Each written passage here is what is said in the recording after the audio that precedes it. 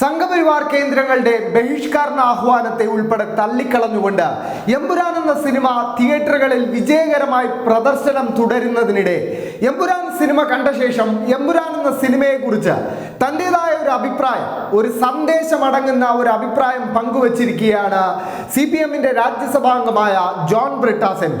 John Brittas MP ഏവരും വായിച്ചിരിക്കേണ്ട ഒരു കുറിപ്പാണ് എമ്പുരാനെ കുറിച്ച് ഇപ്പോൾ പുറത്തുവിട്ടിരിക്കുന്നത്. ആ കുറിപ്പ് മറ്റാമുഖങ്ങളില്ലാതെ നമുക്കൊന്ന് വായിക്കാം.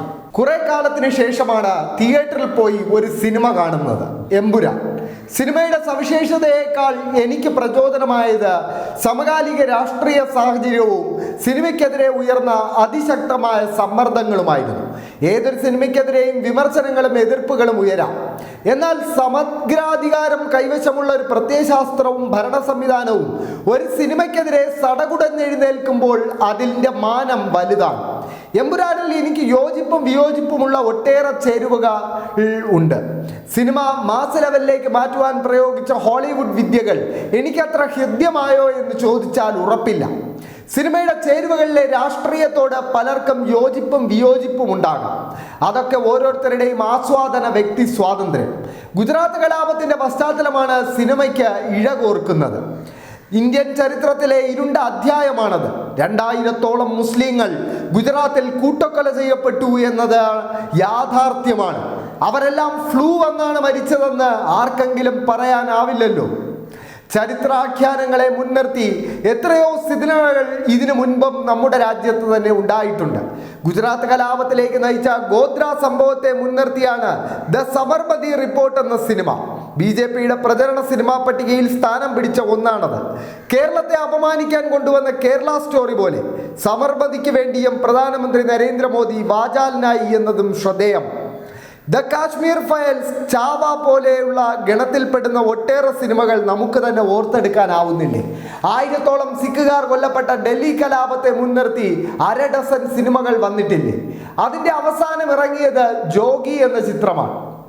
കേരളത്തിലെ വിവിധ രാഷ്ട്രീയ നേതാക്കളെ നിശിതമായി വിമർശിക്കുന്ന, എന്തിനേറെ അപകീർത്തിപ്പെടുത്തുന്ന സിനിമകൾക്ക് ഇവിടെ ക്ഷാമമൊന്നുമില്ല. അപ്പോൾ എന്തുകൊണ്ടാണ് എമ്പുരാൻ കത്തിവെക്കലിന് ഇരയാകുന്നത്?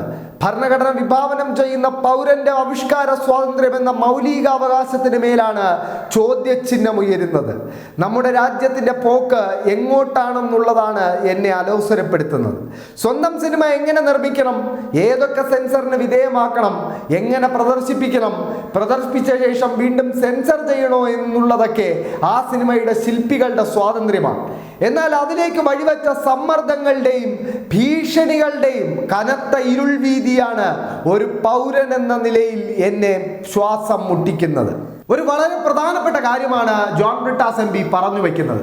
ഒരു സിനിമ അത് റീസെൻസറിങ് നടത്തണമോ, അതിൽ വെട്ടിച്ചുരുക്കൽ വരുത്തണമോ എന്നതൊക്കെ സിനിമാ ശില്പികളുടെ സ്വാതന്ത്ര്യം തന്നെയാണ്. പക്ഷേ അതിലേക്ക് നയിക്കുന്ന സമ്മർദ്ദം, ആ സമ്മർദ്ദത്തെ ഫാസിസം എന്നല്ലാതെ മറ്റൊരു പേര് വിളിക്കാൻ സാധിക്കില്ല എന്നതാണ് യാഥാർത്ഥ്യം. സിനിമ പുറത്തിറങ്ങിയതിന് പിന്നാലെ വലിയ രീതിയിൽ പൃഥ്വിരാജിന് IS ബന്ധമടക്കം ആരോപിച്ചുകൊണ്ട് BJP നേതാക്കൾ രംഗത്ത് വന്നിരുന്നു. BJPയുടെ യുവജന സംഘടനയായ യുവമോർച്ചയുടെ സംസ്ഥാന ഉപാധ്യക്ഷനായ K ഗണേശാണ് ജോർദാനിൽ ആടുജീവിതത്തിന്റെ ചിത്രീകരണ വേളയിൽ കുടുങ്ങിപ്പോയ ഘട്ടത്തിൽ IS പോലെയുള്ള ആശയങ്ങളിൽ പ്രചോദിതനായാണോ പൃഥ്വിരാജ് ഇങ്ങനെ ഒരു സിനിമ നിർമ്മിച്ചത് എന്ന ചോദ്യവുമായി രംഗത്ത് വന്നു.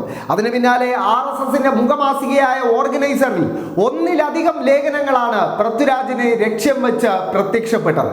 പൃഥ്വിരാജ് മുൻപ് ലക്ഷദ്വീപ് നിവാസികളുടെ സമരത്തിന് ഐക്യദാർഢ്യം പ്രഖ്യാപിച്ചതും CAA സമരത്തിന് ഐക്യദാർഢ്യം പ്രഖ്യാപിച്ചതുമൊക്കെ പൃഥ്വിരാജിന്റെ ദേശവിരുദ്ധതയുടെ തെളിവാണെന്ന് ഓർഗനൈസറിലെ ലേഖനങ്ങൾ ആണയിട്ട് പറയുന്നു.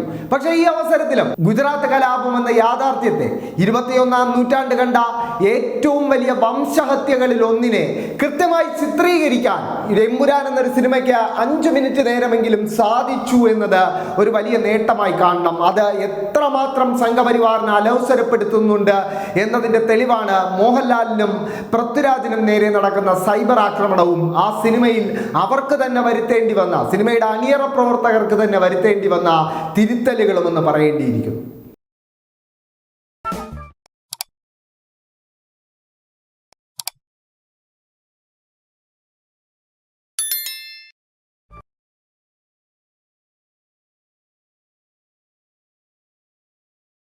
you.